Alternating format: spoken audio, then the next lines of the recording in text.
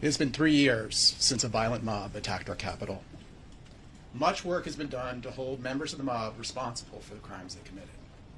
The prosecutions have necessarily focused on the actions of the individuals charged, not the collective harm done by the thousands of people who were simultaneously committing crimes that day. It is critical, though, that we remember the collective harm that was done on January 6, 2021, and understand how it happened so that we can ensure it never happens again. Also, on the occasion of this anniversary, we request the public's continued assistance in identifying individuals who committed crimes on January 6, 2021, who have yet to be identified, particularly the roughly 80 still unidentified individuals who are believed to have committed acts of violence against law enforcement officers. In furtherance of bringing these people to justice, we will be highlighting some of the most serious assaults that have yet to be charged and providing photographs of the unidentified suspects that the FBI has prepared. Before turning to what remains to be done, though, let's start with the events of January 6, 2021, and the collective harm that was done that day. The evidence admitted in court, a fraction of which is highlighted in this presentation, provides a comprehensive picture of the day's harrowing events. On January 6, 2021, the United States lost control of the grounds around its capital and most of the capital itself. Thousands of people descended on the Capitol, and hundreds of people within the mob used force and violence to overwhelm the vastly outnumbered law enforcement officers protecting the building and those who work within it. In scenes often reminiscent of a medieval battle, officers engaged in hand-to-hand combat with members of this invading force, many of whom carried dangerous weapons, including firearms, chemical sprays, tasers, stabbing weapons, and makeshift weapons across the Capitol grounds and in the Capitol itself. 140 officers guarding the Capitol that day reported physical injury.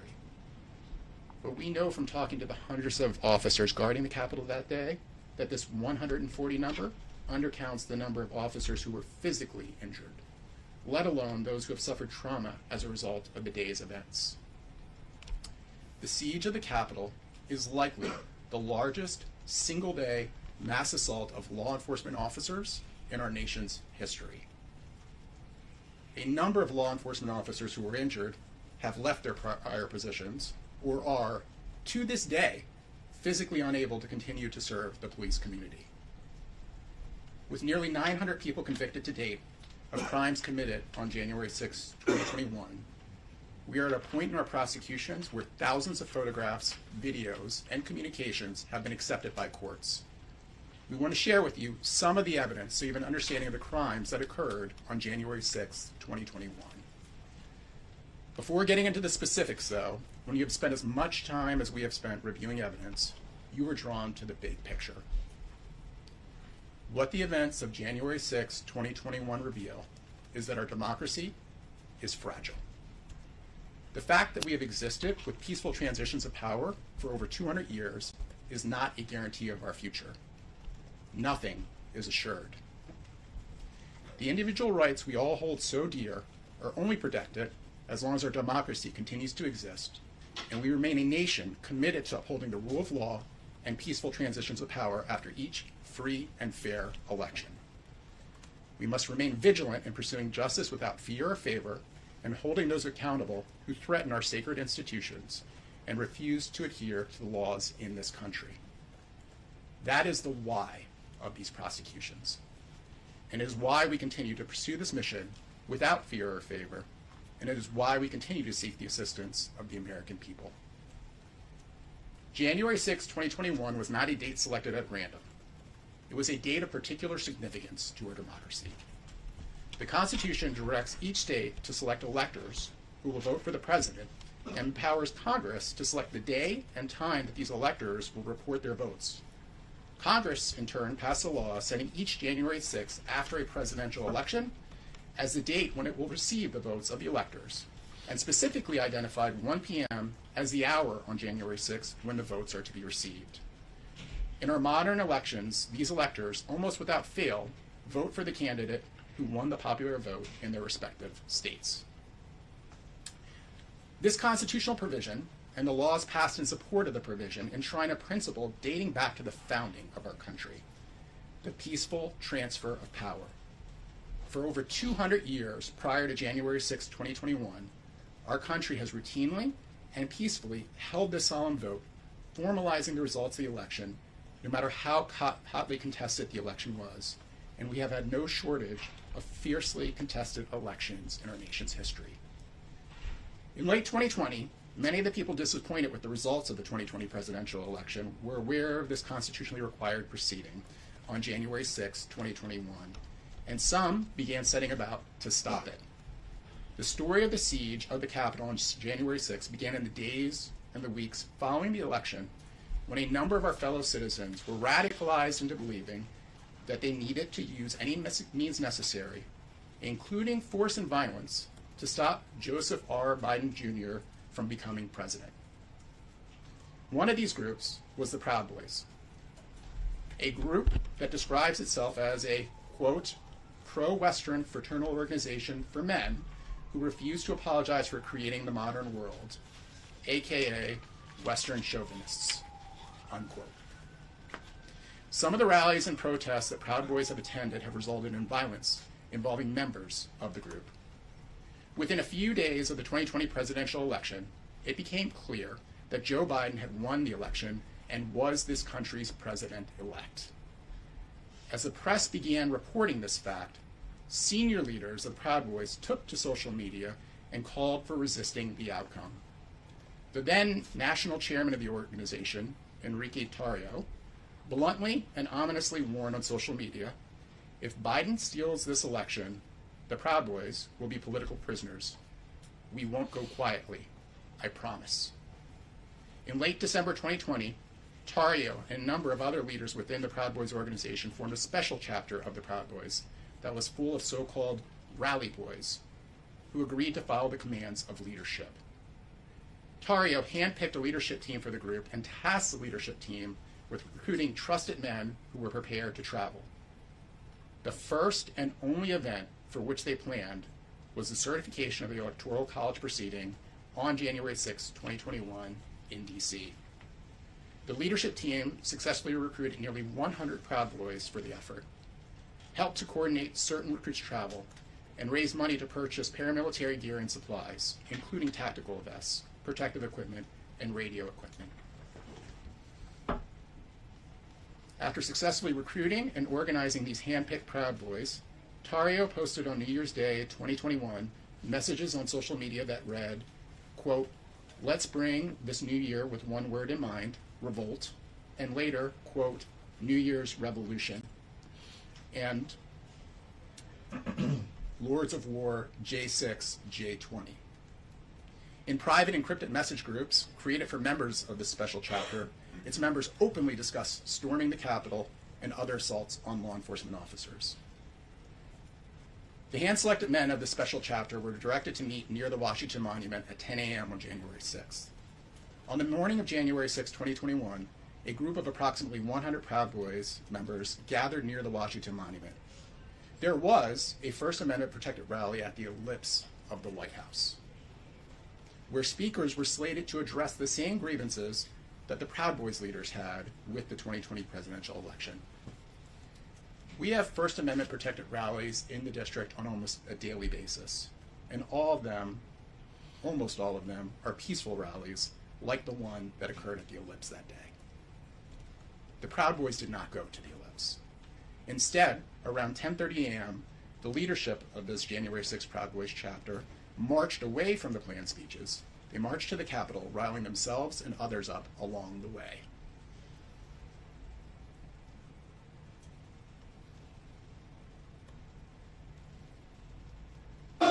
And I refuse to apologize. And I refuse to apologize. For creating a modern world. For creating a modern world. Hooray.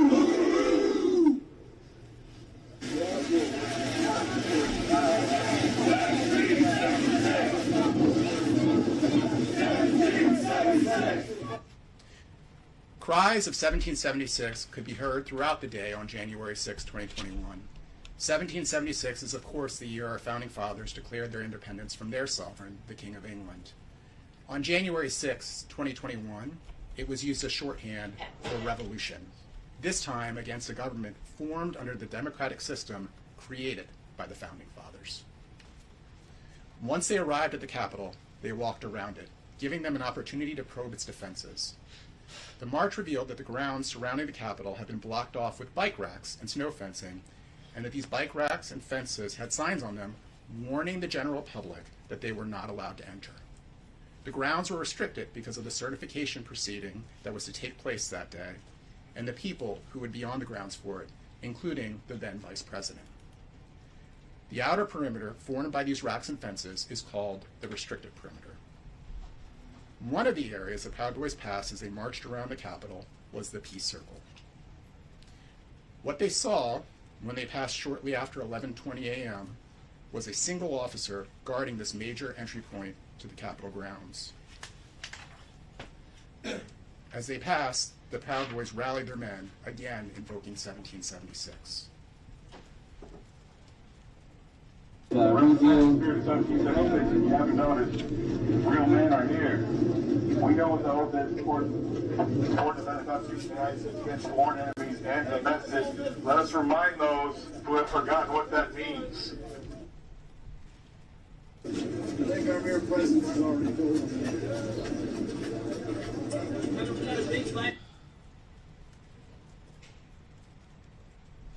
The Proud Boys did not stop when they saw this minimally guarded entrance point. Instead, they continued to march around the Capitol. The Proud Boys returned to the Peace Circle at 12:50 p.m., minutes before the certification proceeding was scheduled to start. Consistent with their discussions in private encrypted messages, they riled up the small crowd gathered near the Capitol, normies, as they called them, and used them as force multipliers to overpower the hopelessly outnumbered officers guarding the Capitol and the people who worked there.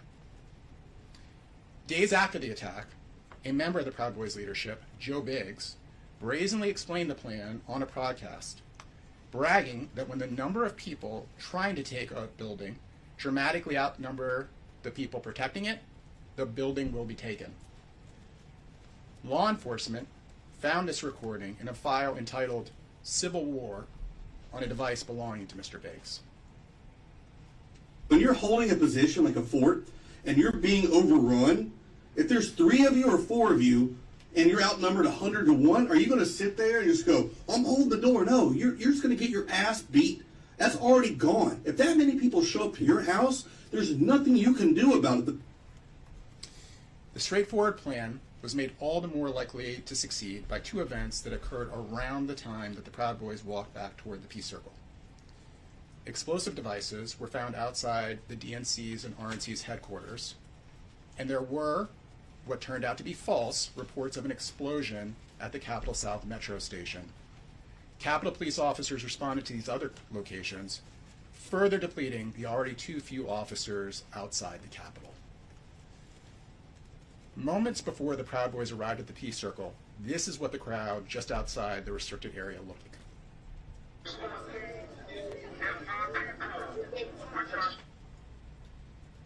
This was mere minutes before the certification was scheduled to start. These people were just milling about and not making any effort to illegally enter the restricted area before the Proud Boys harnessed the anger that was swirling around the crowd amassed outside the Capitol. Within moments of arriving at the Peace Circle, the Proud Boys were able to amplify and channel that rage. Who's Capitol? Who's Capitol? Despite being newly formed and relatively few in number, the mob quickly and brutally overwhelmed the dozen or so officers guarding this first fence line.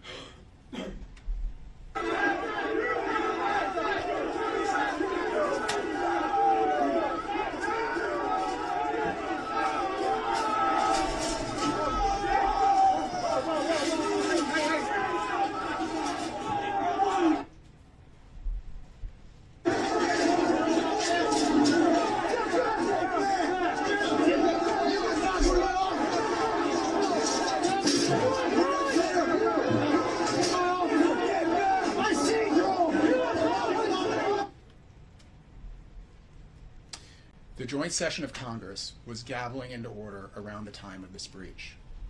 After overpowering this line, the mob was able to quickly surge past the unguarded second fence line on the Pennsylvania walkway before the officers could rally to its protection. When officers regrouped and formed a new police line closer to the Capitol, leaders of the Proud Boys tore down a metal fence and unleashed the crowd to advance further toward the Capitol.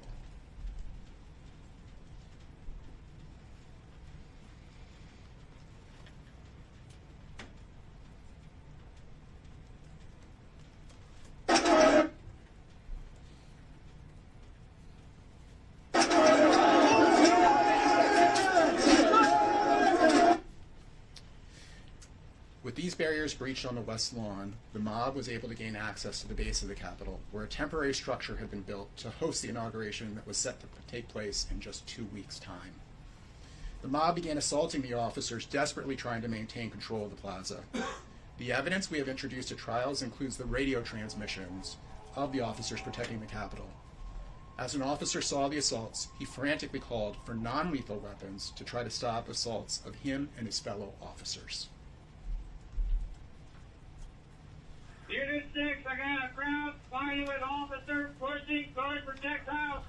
I have given warnings about chemical munitions. I need to let the lethal team position above me to identify the agitators and start deploying. Launch, launch, launch.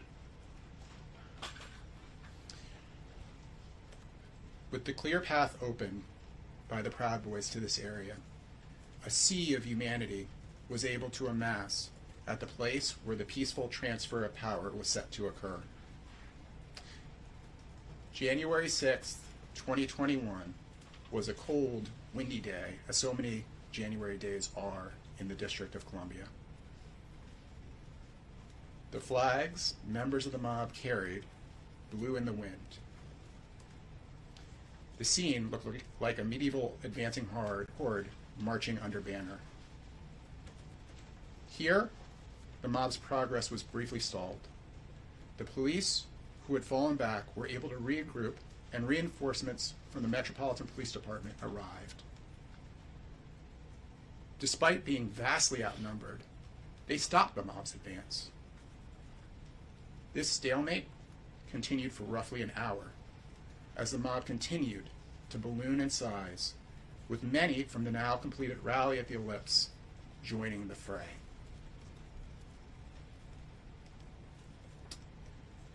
Proud Boys, though, ensured that the law enforcement's success was short-lived.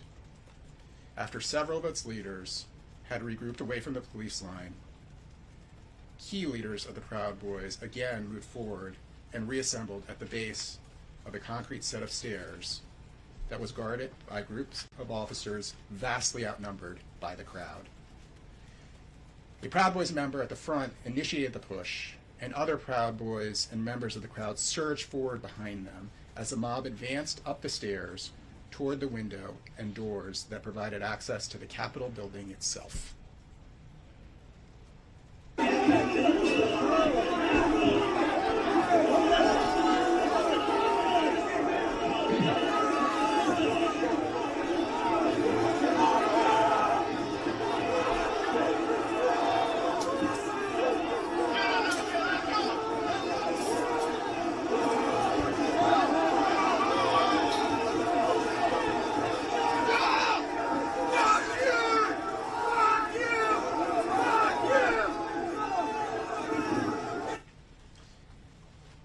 As is evidenced by the number of members of the mob who flashed the Proud Boys hand sign when this breach occurred, this breach was a Proud Boys operation through and through.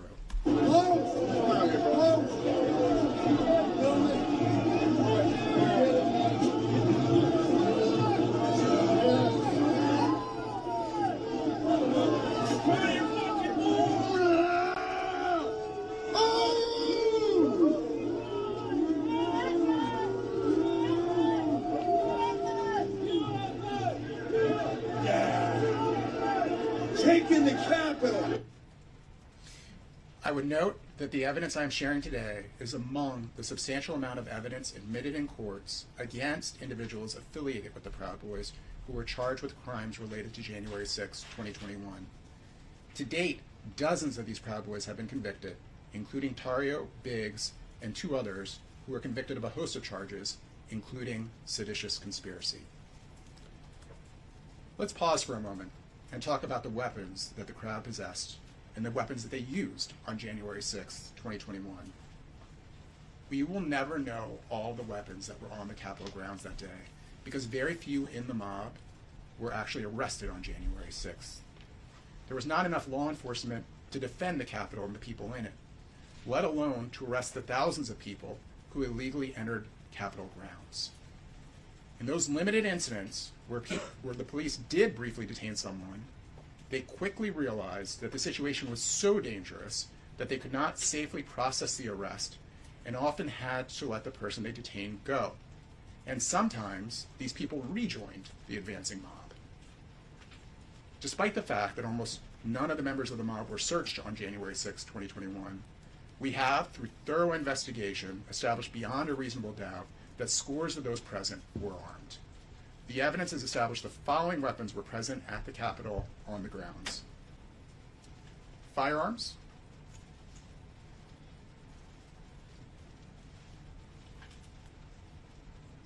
OC spray, tasers, edged weapons, including a sword, axes, hatchets, and knives, makeshift weapons, including destroyed office furniture, baseball bats, a hockey stick, flagpoles, and knuckle gloves. And finally, police equipment, some of which they stole from officers, others they brought with them because they were law enforcement officers themselves. With the exception of the firearms, members of the mob used or brandished each of these kinds of weapons that day, maybe none more so than the OC spray, commonly referred to as pepper spray. These are sprays designed to irritate a person's eyes and breathing passage so much that it disables them. And some members of the mob even used more powerful formulations of the spray that was intended for use against bears. I mentioned that January 6th was windy. These winds shifted throughout the day. As the mob sprayed officers with chemicals, and the officers deployed pepper spray to try to stop the mob's violence, the volume of spray in the air and the shifting winds ensured that most officers who spent time on the front line were exposed to this terrible spray. Returning to the mob's siege of the Capitol, it is important to note that the mob also breached the perimeter on the east side of the Capitol. With this breach, the mob began encircling the officers protecting the Capitol.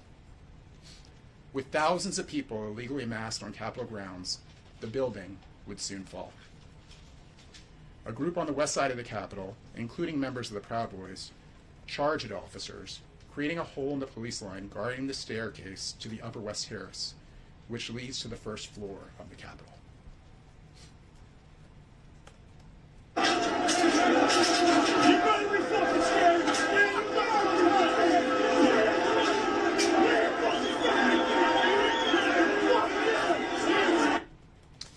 Once there, the mob made its way to a door near the Senate chamber.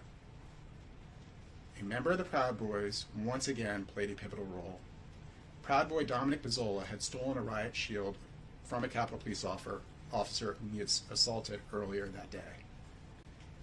Pizzola advanced up the stairs with the shield and used the shield to break a window near the Senate door at 2:13 p.m.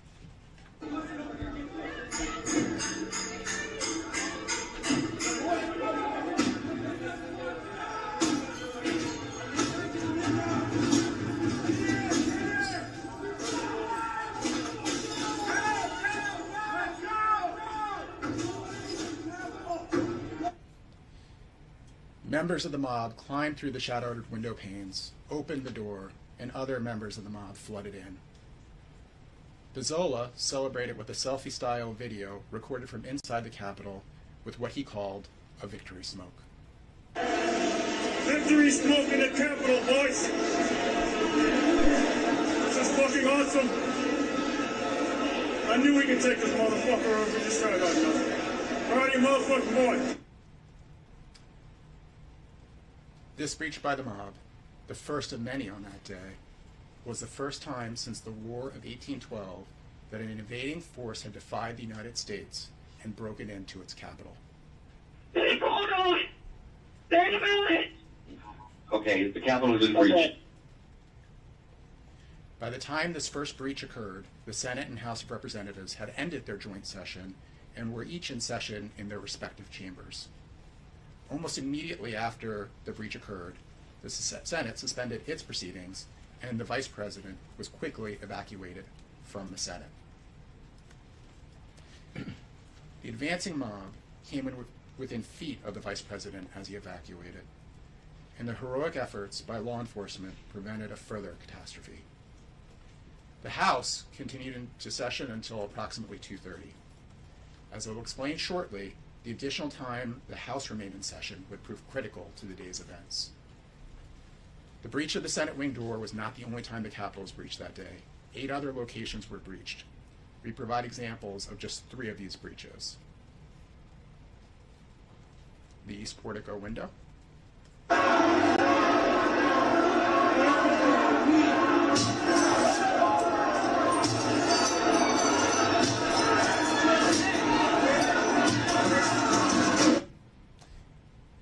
the upper house door,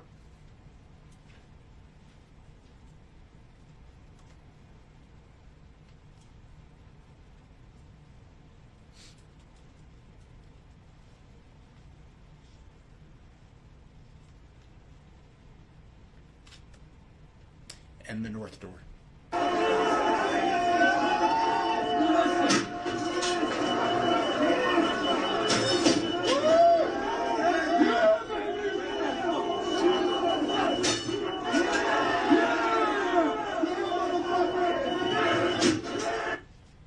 The most notorious of the other breaches is the breach of the East Rotunda.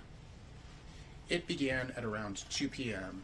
when rioters, having received news of the mob's attack on the West Front, broke through the barricades and pushed the line of police officers up the steps and then all the way to the rotunda doors, where they surrounded and attacked the police, ultimately breaching the doors with the assistance of rioters already inside the building who opened the doors, effectively outflanking the officers.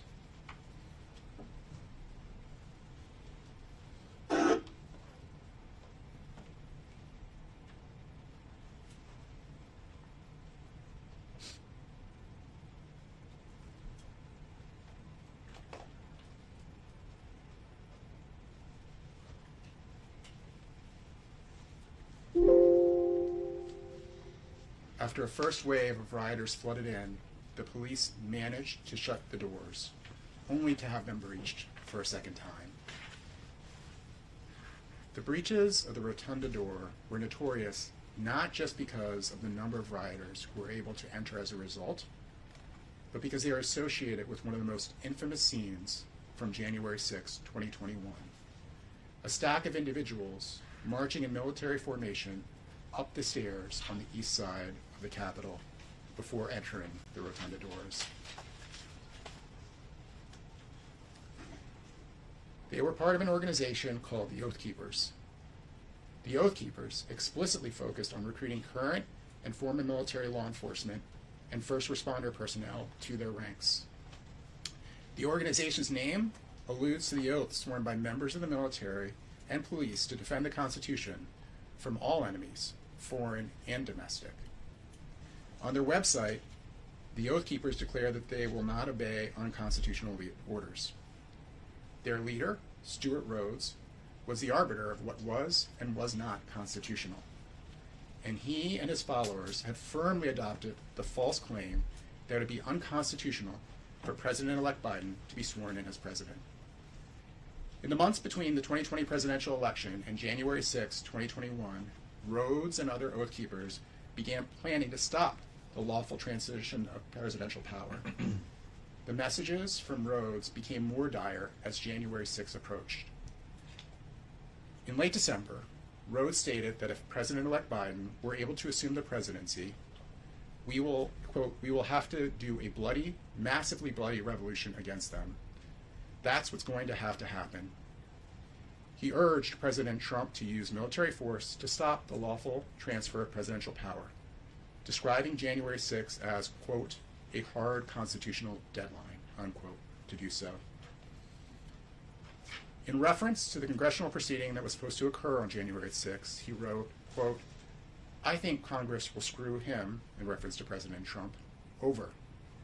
The only chance he has is if we scare the shit out of them and convince them that it will be torches and pitchforks time if they don't do the right thing. But I don't think they will listen. Rhodes ominously warned that if Congress and Trump fail to act, then we will. Rhodes organized a force that could do just that, arranging for roughly 24 Oath Keepers to be in the D.C. area on January 6, 2021, and for a stockpile of weapons to be brought to the area as well. A witness who saw this arsenal of weapons testified at Rhodes' trial that he, quote, had not seen that many weapons in one location since he was in the military, unquote. Most of Rhodes' forces deployed to D.C. on the morning of January 6. A small number remained at a hotel in Virginia with the arsenal of firearms the group brought, waiting for the order from their leader, Rhodes, to bring the firearms to the district. Ultimately, the Oath Keepers did not need firearms to breach the Capitol. As Rhodes watched the chaos unfold on Capitol grounds and saw the mob advancing on the Capitol itself, he wrote to his followers, hey, the founding generation stormed the governor's mansion in Massachusetts and tarred and feathered his tax collectors, and they seized and dumped tea and water. They didn't fire on them, but they street fought. That's where we are now. Next comes our Lexington. It's coming. Rhodes rallied his followers to the Capitol grounds as the building started to be breached. The first of his followers to arrive formed the stack and marched on the still closed East Rotunda doors. Shortly after the stack made it to the door, it was breached.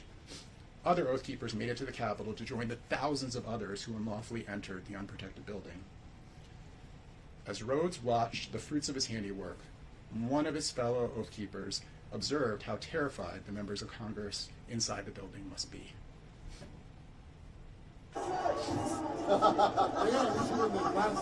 What's that? They gotta be shooting their boxes. Amen. They need to shut their fucking pants. 6 separate Tiradas.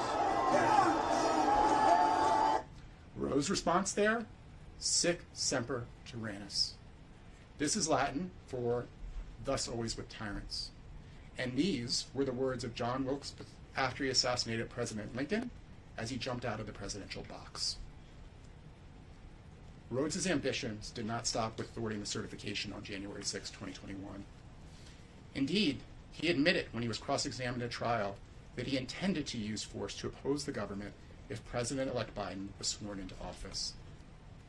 These are the kinds of conspiracies that made the spark in the crowd on January 6, 2021 spread like wildfire. Again, the evidence I am sharing today is among the substantial amount of evidence admitted in courts against individuals affiliated with the Oath Keepers who were charged with crimes related to January 6, 2021. To date, over 20 Oath Keepers have been convicted, including Rhodes, who was convicted of a host of charges, including seditious conspiracy.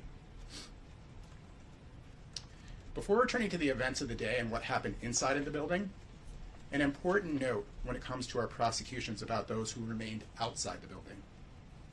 We have used our prosecutorial discretion to primarily focus on those who entered the building or those who engaged in violent or corrupt conduct on Capitol grounds. But if a person knowingly entered the restricted area without authorization, they had already committed a federal crime. Make no mistake, thousands of people occupied an area that they were not authorized to be present in the first place. Once the mob was inside the building, it flowed to both the Senate wing of the building and the House of Representatives wing of the building. Some used staircases in the Senate wing to get access to the second floor of the building, which is where the main entrance of the Senate is located. While the former vice president had been quickly evacuated shortly after the initial breach, The evacuation of the senators moved at a slightly slower pace, and the mob was moving quickly enough through the Senate wing that it could have come face to face with senators who were fleeing the Senate floor. Fortunately, Officer Eugene Goodman stood between the tip of the mob and the evacuating senators. His well-documented actions that day were critical in providing enough time for the Senate to be completely evacuated.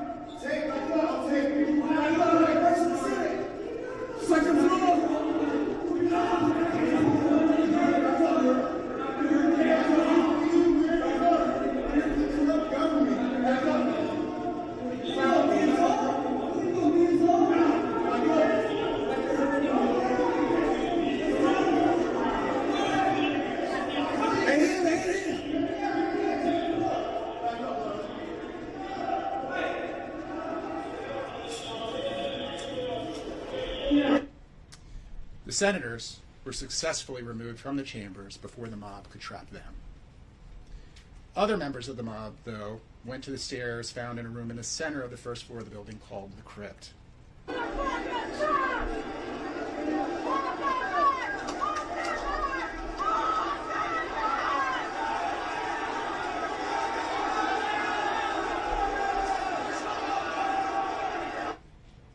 As you can see, the mob was able to make quick work of the few officers trying to form a line protecting the crypt. From the stairs in the crypt, the crowd reached the centerpiece of the Capitol, the iconic rotunda. There, those who entered from the west side of the building ultimately joined with those who entered from the east side of the building.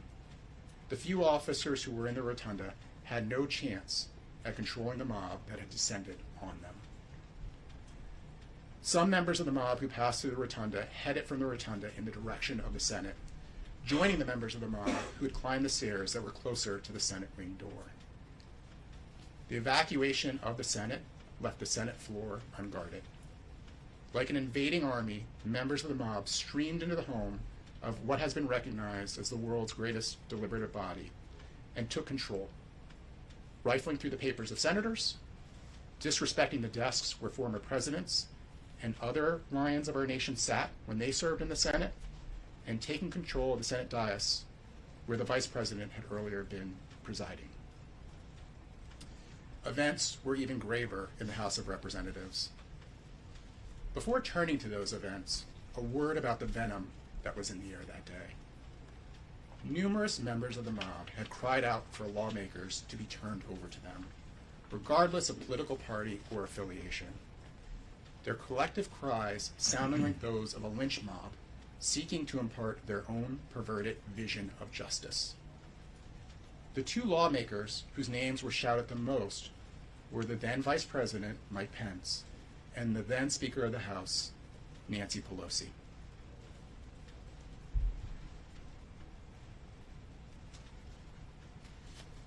I'd say we should have been doing this a long fucking time ago. Them worthless fucking shitholes like fucking Jerry Nadler, fucking Pelosi, Clapper, Comey, fucking all those pieces of garbage.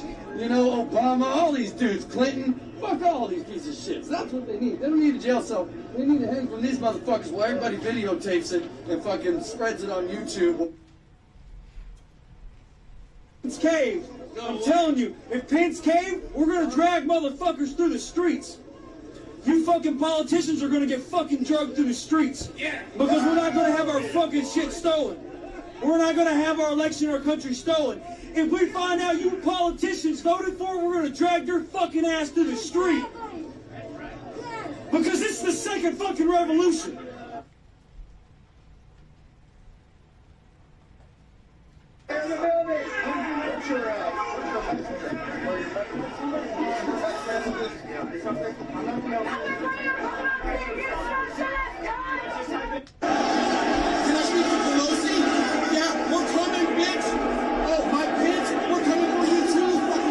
For the first time since 1817, that Capitol was stormed and taken. They had to run congressmen and senators out of the Capitol with black bags over their heads. Black bags. Why black bags? Black bags because the crowd is so irate, we probably would have murdered a few of them. Fortunately, we will never know if this member of the mob is correct about what would have happened had the mob inside the Capitol captured a lawmaker. But scenes like the ones we just saw strongly support his belief. A substantial portion of the mob marched on the House of Representatives. They encountered a line of officers in a hallway leading toward the chamber. Led by a rioter wielding a flagpole as a weapon, they surged forward, pushed the officers back into a narrow vestibule leading to the House chamber doors, and the officers eventually had to escape from the door.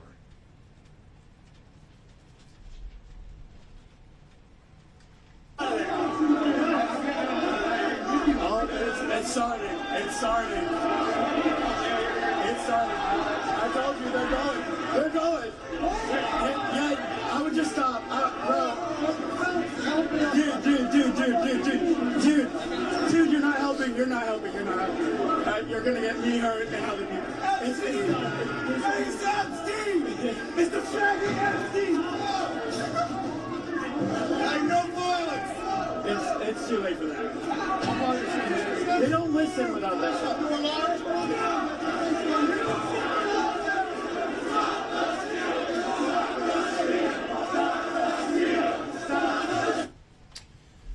Officers inside the chamber barricaded the door and, along with a member of Congress, stood guard, confronting the mob just on the other side. The door was so secure that the mob could not breach it. Apparently frustrated by their inability to gain access, several members of the mob broke off and looked for an alternative entrance. They found one, the Speaker's entrance to the House of Representatives. They found that the hallway doors leading to this entrance were also lightly guarded, with just a few officers standing watch. Just to recap all the mob had collectively done to get to this point. On Capitol grounds, they had broken no fewer than a dozen fence lines or lines of officers meant to prevent illegal access, taking control of the grounds around the Capitol. They had by force broken into no fewer than 9 entry points at the Capitol. They had broken lines in the crypt, the rotunda, and elsewhere within the building, and temporarily wrested control over most of the building from the United States. The situation escalated quickly as the ever-growing mob watched members of Congress evacuate the chamber and demanded that the officers step aside. One particularly violent member of the mob bashed the windows of the swinging door with his fists.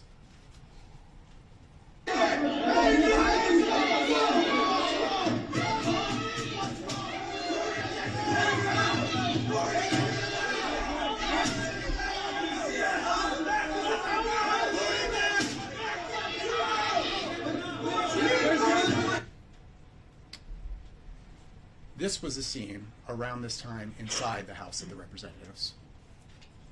We have units on the 3rd floor of the House chamber.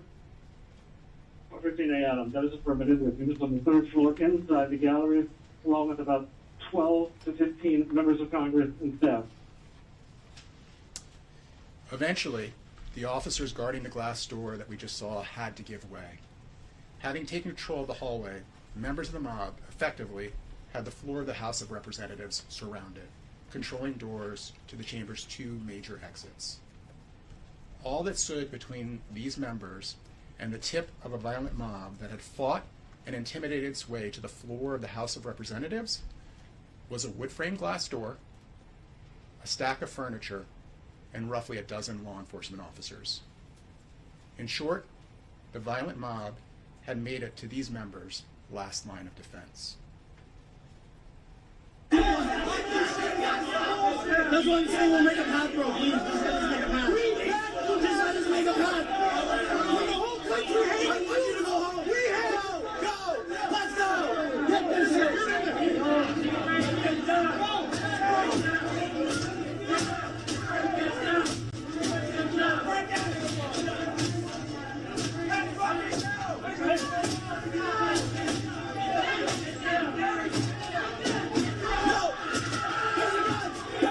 There's a gun.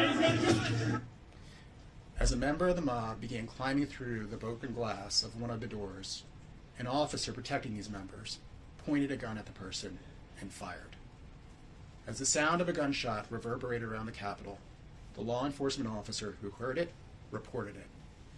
Upon hearing these reports of gunfire, the law enforcement officers protecting trapped elected officials instructed them to take their pins identifying them as members of Congress off so that would make it harder for the mob to identify them.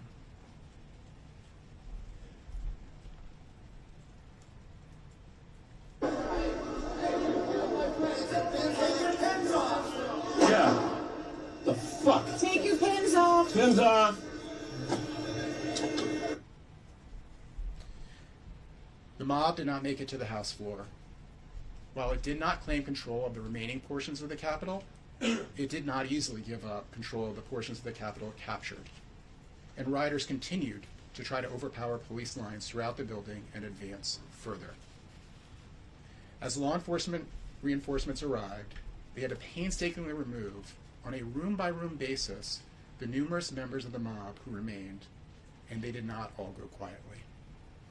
This was a process that took hours, and while these hours unfolded, numerous congressional staffers and members of the press remained hidden in rooms and offices in which they had locked themselves for protection, not knowing during their waits, which must have felt like they lasted eternities, whether a member of the mob would find them and harm them.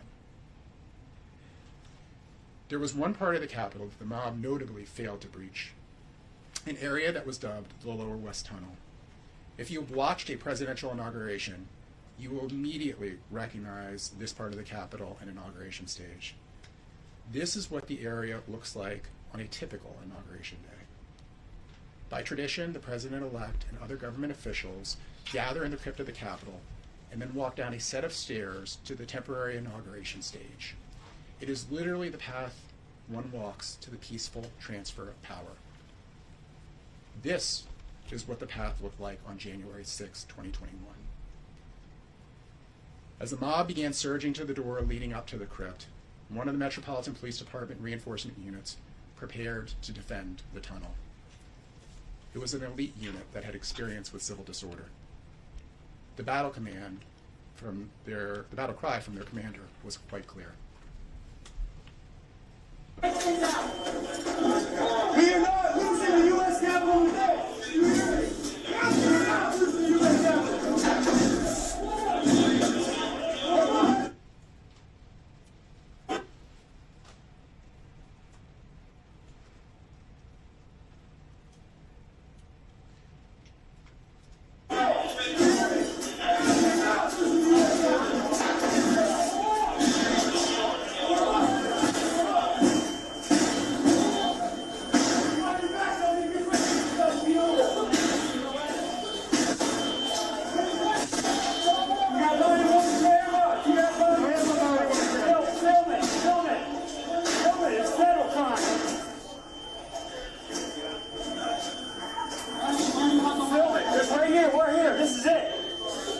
He's got a weapon in his hand, okay?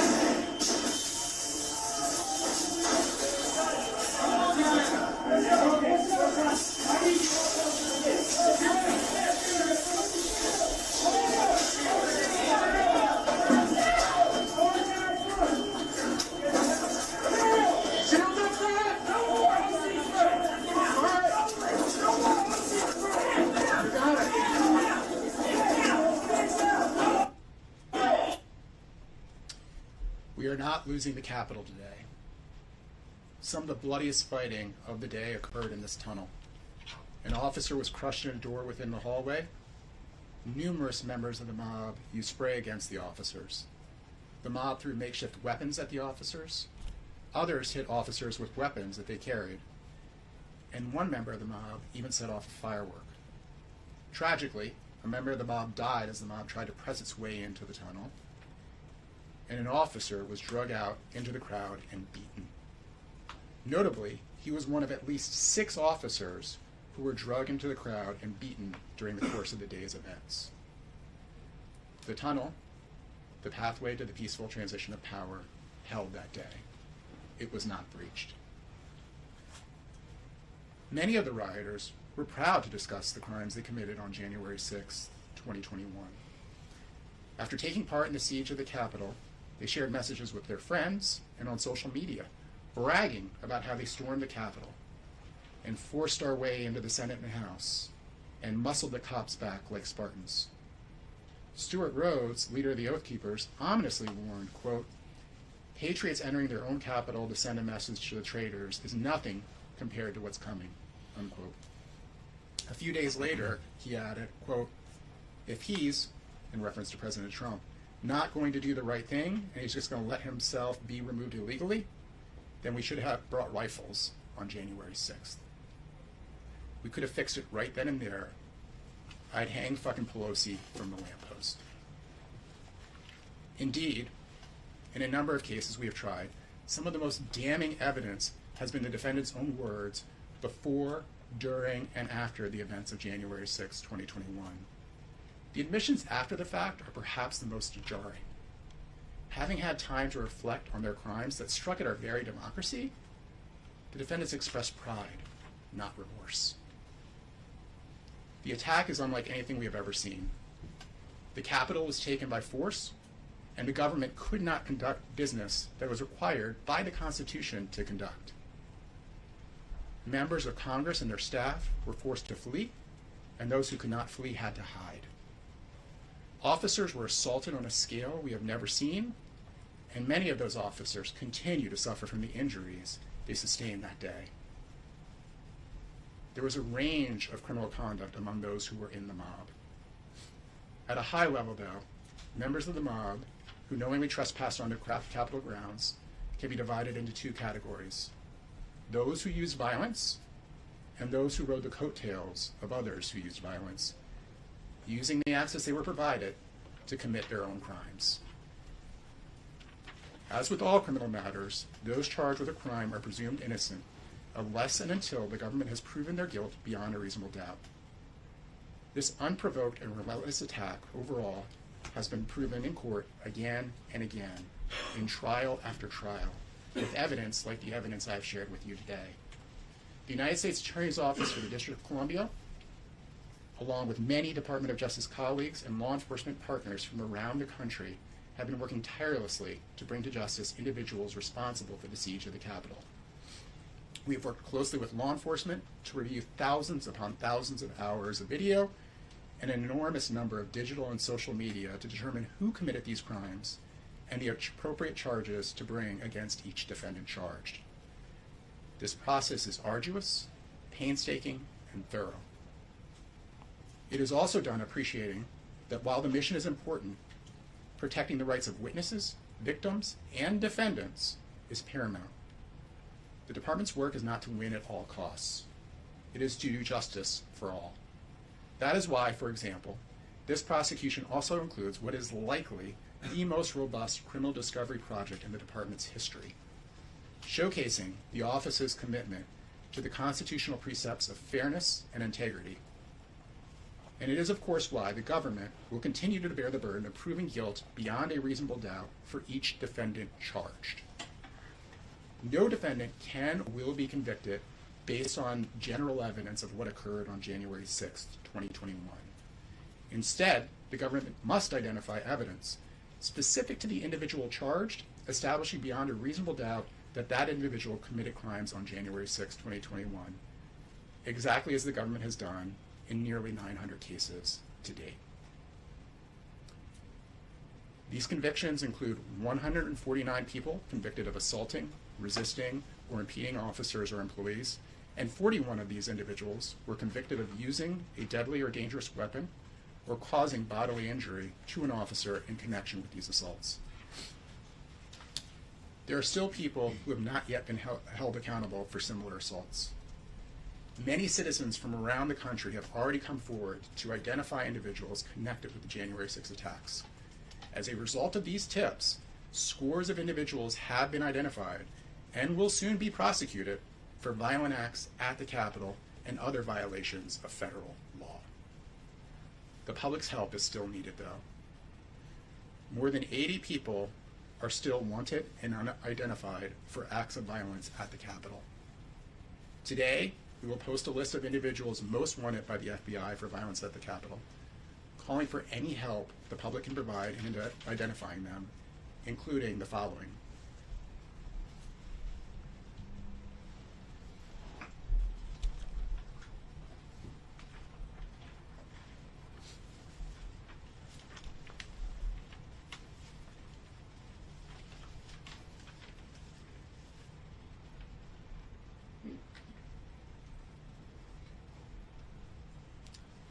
The statute of limitations, that is the deadline by which we must bring charges, runs on January 5th, 2026, for these and the other yet to be charged crimes that occurred on January 6th, 2021.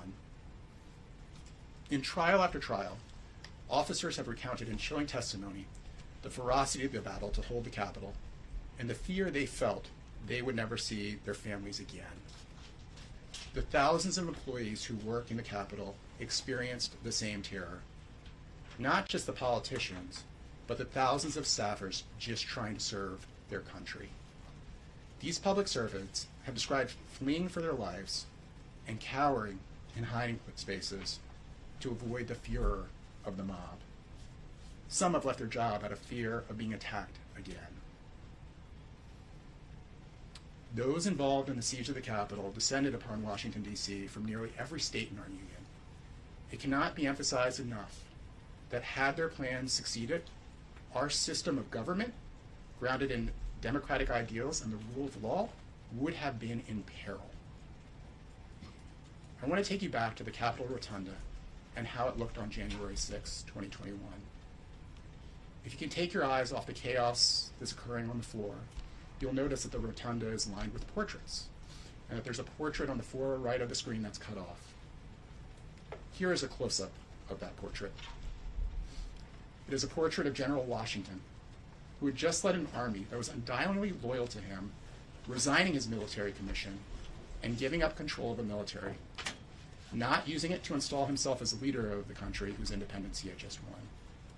Instead, he submitted to the democratic process. He was twice elected president of our new nation. After serving 2 terms as president, he voluntarily relinquished control again, even though many of his fellow Americans would have been happy to have him serve as president for life, a de facto monarch. There was no precedent prior to this moment for the voluntary relinquishment of such power. As he handed over the reins to his successor, John Adams, the American experiment began in earnest. We cannot replace votes and deliberation with violence and intimidation. Our great democratic experiment requires nurturing and a shared sense of the importance of protecting its continued existence through both laws and norms. Without a shared commitment to the rule of law, our future remains in question. We have seen that shared commitment, though, in our prosecutions, where countless fellow citizens have prioritized our country over relationships with coworkers, family, and friends, doing their part to hold those who committed crimes on January 6th accountable for their conduct. And we continue to call upon our fellow Americans to provide the invaluable assistance that they have been providing in connection with this prosecution. Thank you very much for attending today. Can you tell us why you did this today?